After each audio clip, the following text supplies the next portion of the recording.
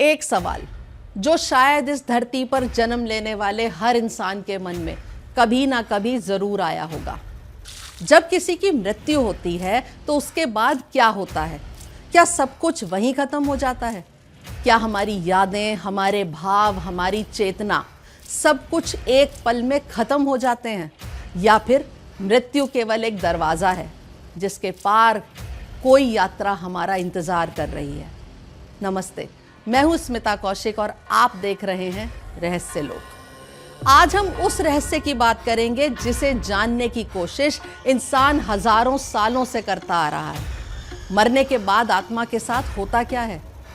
कल्पना कीजिए एक व्यक्ति जिसने अभी अभी अंतिम सांस ली है। कुछ क्षण पहले तक उसका शरीर जीवित था, दिल धड़क रहा था, सांसें चल रही थी, वो सोच रहा था, महसूस कर रहा था, जी रहा था, लेकिन अगले ही पल सब शांत हो जाता है। यहीं से एक रहस्य की शुरुआत होती है। वो मैं कहाँ गया, वो चेतना कहाँ गई जो अभी कुछ देर पहले तक मौजूद थी? यही सवाल दुनिया के सबसे पुराने रहस्यों में से एक है। भारतीय परंपरा में मृत्यु को अंत नहीं माना जाता, बल्कि एक यात्रा का पड़ाव माना गया है। गीता में कहा गया है कि जिस तरह मनुष्य पुराने वस्त्र छोड़कर नए वस्त्र धारण करता है, उसी प्रकार आत्मा भी एक शरीर छोड़कर दूसरा शरीर धारण करती है। गरुड़ पुराण में आत्मा की मृत्यु के बाद की यात्रा का विस्तार से वर्णन मिलता है। उसमें बताया गया है कि मृत्यु के बाद आत्मा तुरंत अपने अगले जन्म में नहीं पहुंचती, बल्कि एक विशेष यात्रा से गुजरती है। कहा जाता है कि मृत्यु के बाद आत्मा तुरंत अपने अलग जन्म में ना पहुंचकर एक लंबी यात्रा से होकर जाती है। गरुड़ पुराण के अनुसार मृत्यु के बाद आत्मा कुछ समय तक अपने घर परिवार और परिचित वातावरण के आसपास रहती है। इसलिए कई परंपराओं में मृत्यु के बाद के शुरुआती दिनों को बहुत ही विशेष महत्व दिया गया है। हमारे यहाँ इन 13 दिनों में बहुत कुछ होता है और बहुत कुछ बताया गया है। इसके बाद आत्मा अपनी अगली यात्रा पर निकलती है। गरुड़ पुराण में एक रहस्यमयी नदी का भी वर्णन मिलता है, जो है वैतरणी। कहा जाता है कि ये केवल एक नदी नहीं है, बल्कि एक ऐसी सीमा है जो सांसारिक जीवन और अगले लोक के बीच का पुल है। आत्मा को इस वैतरणी को पार करना होता है। कुछ कथाओं में इसका वर्णन अत्यंत भयावह रूप में मिलता है, जबकि कुछ विद्वान इसे एक प्रतीक मात्र मानते हैं। एक ऐसा प्रतीक जो बताता है कि आत्मा को अपने कर्मों के परिणामों का सामना करना पड़ता है। इसके बाद आत्मा और कई पड़ावों से गुजरती है। कहा जाता है कि इस यात्रा के दौरान उसे अपने जीवन के कर्मों का अनुभव होता है। उसके बाद ही आगे की दिशा निर्धारित होती है, चाहे वह पुनर्जन्म हो या फिर किसी अन्य लोक की यात्रा। अब ये वर्णन शाब्दिक है या सांकेतिक, इस पर मतभेद हो सकते हैं, लेकिन एक बात निश्चित है, हजारों वर्षों से ये कहानियां लोगों को मृत्यु के रहस्य के बारे में सोचने पर मजबूर करती रही हैं। सोचिए, जिस वैतरणी का वर्णन हजारों साल पहले किया गया था, क्या वो सचमुच कोई नदी है या फिर वो हमारे कर्मों और चेतना के बीच की एक अदृश्य सीमा भर है? यही वो प्रश्न है जहां से रहस्य और ज्यादा गहरा होता है। कई परंपराओं में माना जाता है कि मरने के बाद कुछ समय तक आत्मा अपने परिवारजनों और परिचित वातावरण के आसपास रहती है। यही कारण है कि कई संस्कृतियों में मृत्यु के बाद विशेष अनुष्ठान किए जाते हैं, ताकि आत्मा अपने आगे की यात्रा शांति से पूरी कर सके। लेकिन क्या ये सिर्फ धार्मिक विश्वास है या इसके पीछे कोई और रहस्य छिपा है?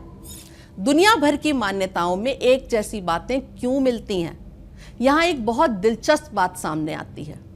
भारत ही नहीं, दुनिया की कई प्राचीन सभ्यताओं में मृत्यु के बाद की यात्रा का उल्लेख मिलता है। प्राचीन इजिप्ट में भी मृत्यु के बाद आत्मा की यात्रा का वर्णन है। तिब्बती परंपराओं में भी मृत्यु और पुनर्जन्म के बीच की अवस्था की चर्चा मिलती है।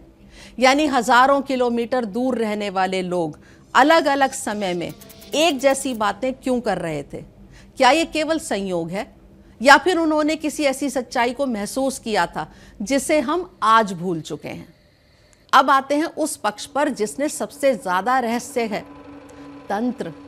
तांत्रिक परंपराओं में मृत्यु को डर का विषय नहीं माना जाता, बल्कि उसे एक परिवर्तन माना जाता है।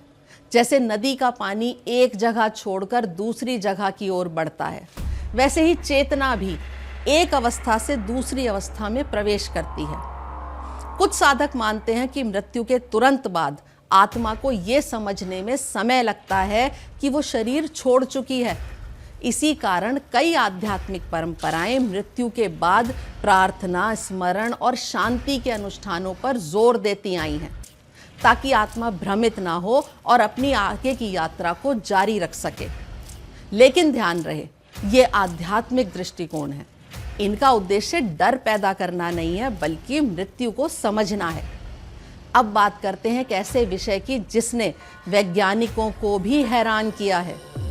नियर डेथ एक्सपीरियंसेस, यानी कि ऐसे लोग जो कुछ समय के लिए चिकित्सकीय रूप से मृत घोषित हो गए थे, लेकिन फिर जीवित हो गए। दुनिया भर में ऐसे हजारों अनुभव दर्ज किए गए हैं। कई लोगों ने बताया कि उन्हें ऐसा लगा जैसे वो शरीर के बाहर हैं। कुछ लोगों ने सुरंग जैसी रोशनी देखने की बात कही। कुछ ने अपने दिवंगत परिजनों से मिलने का अनुभव बताया। क्या ये अनुभव मृत्यु के बाद की दुनिया की झलक है या फिर दिमाग की अंतिम गतिविधियां? इस पर आज भी बहस जारी है। विज्ञान अभी तक मृत्यु के बाद जीवन को प्रमाणित नहीं कर पाया है, लेकिन विज्ञान ये भी स्वीकार करता है कि चेतना अभी तक पूरी तरह से समझी नहीं जा सकी है। हम जानते हैं कि दिमाग कैसे काम करता है, लेकिन मैं कौन हूं, इस सवाल का जवाब अभी भी पूरी तरह स्पष्ट नहीं है।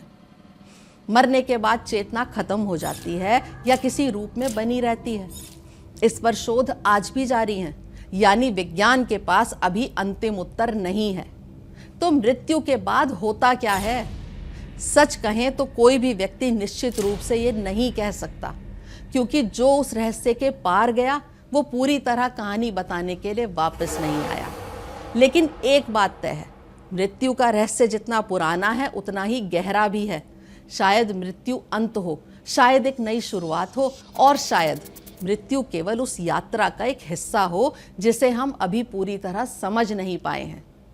तो क्या मृत्यु के बाद सब कुछ खत्म हो जाता है, या फिर वहीं से शुरू होती है एक नई यात्रा? इस प्रश्न का उत्तर आज भी रहस्य के पर्दे में छिपा है। धर्म एक बात कहता है, आध्यात्मिक परंपराएं दूसरी। विज्ञान अभी खोज में लगा है और इंसान आज भी जवाब की तलाश में है। शायद यही तलाश हमें आगे बढ़ाती है और शायद यही तलाश हमें रहस्य लोक तक लेकर आई है। आप देख रहे थे रहस्य लोक। अगले एपिसोड में हम बात करेंगे प्रेत और आत्मा में क्या अंतर है। क्या ये दोनों एक ही हैं या इनके बीच कोई ऐसा अंतर है जिसके बारे में बहुत कम लोग जानते हैं? खोज जारी रहेगी रहस्य लोक में।